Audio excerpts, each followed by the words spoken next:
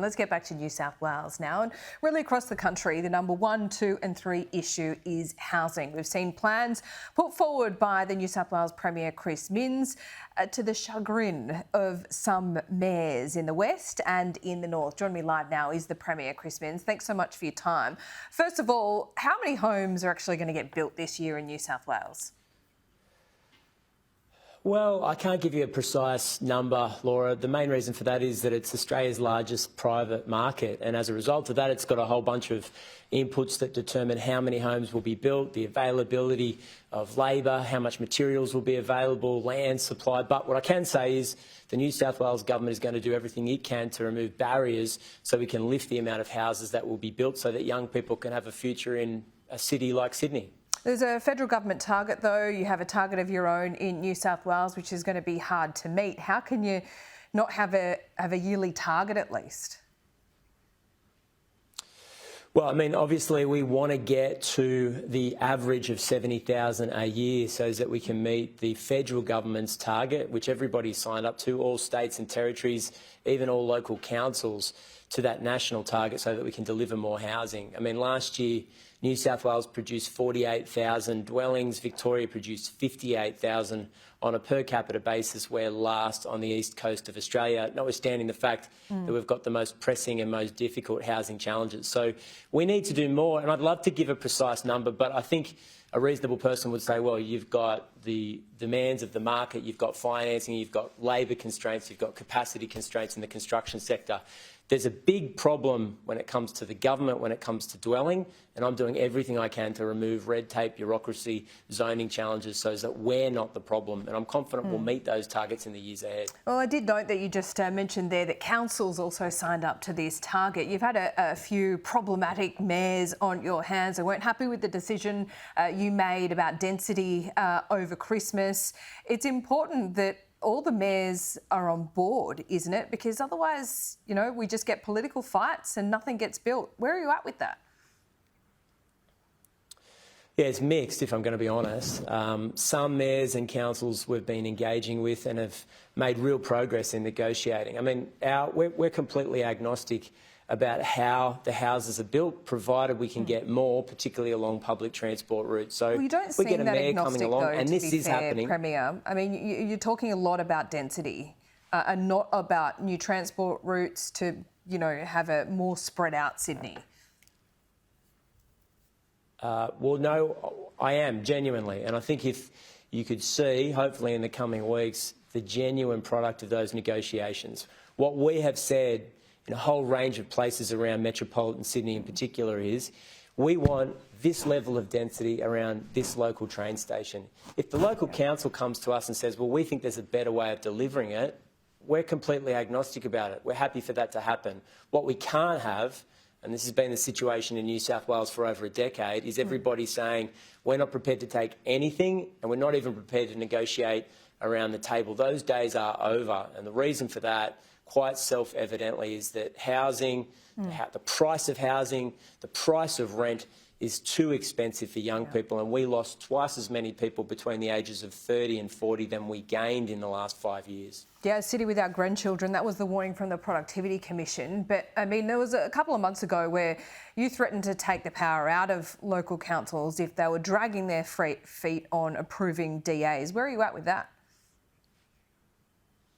Yeah, that's exactly what our transport-oriented developments will do. In the first instance, unless we can get genuine progress when it comes to housing in particular zones, particularly around public transport, then the government will go ahead, take those planning powers over and ensure that we get density around public transport infrastructure. If we get to the table and the mayors or the local councils say, look, we'll give you that number, we'll give you the density that you're after in our own way, then we'll repeal the SEPs. But I have to say, during the period between when the national agreement was signed and a couple of weeks ago, the number of councils that came to the state government and said, here's our plan for density in our community was one.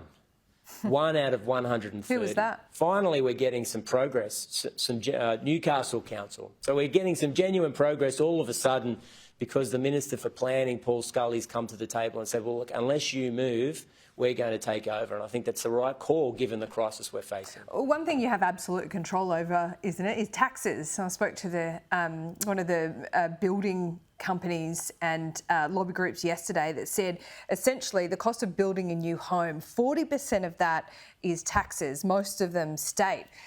Would you cut something there? Make it cheaper for people? Well, our biggest tax cut since we came into power was a tax cut for first home buyers in the state, and 5 out of 6 first home buyers pay no stamp duty or a reduced amount in New South Wales. I think something like 18,000 since we came to power. So a huge number of people, particularly if they purchase a property for under $800,000, don't pay any stamp duty, giving them at least access to the market and allowing them to compete with a lot of older Australians that might be buying an investment property. So, look, that's a positive step, something the previous government didn't do. It costs a lot of money in terms of the budget, but the right decision given how much pressure young people are under. Yeah, I'm talking about taxes in construction phase as well, and the red tape. I mean, it wouldn't have passed you by that some Western Sydney mayors are complaining about, extra taxes on homes up to $50,000 to adhere to environmental standards. Is that something you're willing to look at? Well, they say that. I heard them on your program in the last week, and generally speaking, the mayors come on and say, look, we'd love to have as many homes as you can put in, but the one thing we don't have is infrastructure. Now, look, we've taken them at face value, and as a result of that, we do have a developer levy on new homes in New South Wales. It'll deliver $1 billion over the forward estimates, and then it's $700 million every year after that. Now, that money will go straight to local councils for enabling infrastructure, so that we can break the cycle of everybody pointing at each other and saying, look, we'd love to have more housing, but we've got no money for infrastructure. We've provided almost that annuity law to get into local councils so we can put the wastewater treatment, the potable water, the roads, the parks, the infrastructure that growing communities need.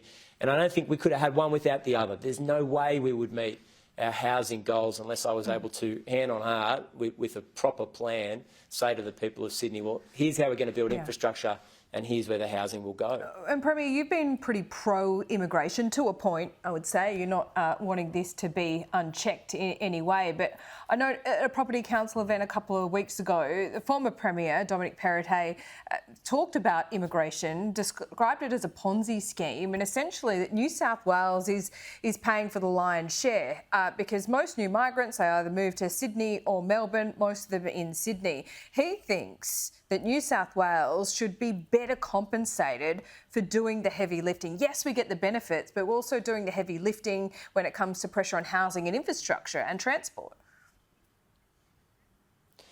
Well, I think he's right in the sense that we need more help from the Commonwealth Government. They've got deeper pockets, particularly when it comes to infrastructure.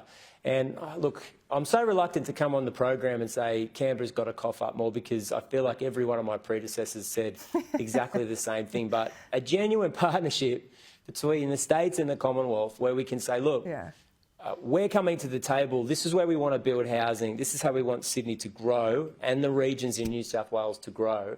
But we genuinely need partnerships on public transport projects in particular, because if we can do that, I think that we can have ambitions to be a city that has the ease of transport of a Tokyo or a London or a Paris. But we're a long way from that at the moment, and that kind of investment is going to be needed in the years ahead.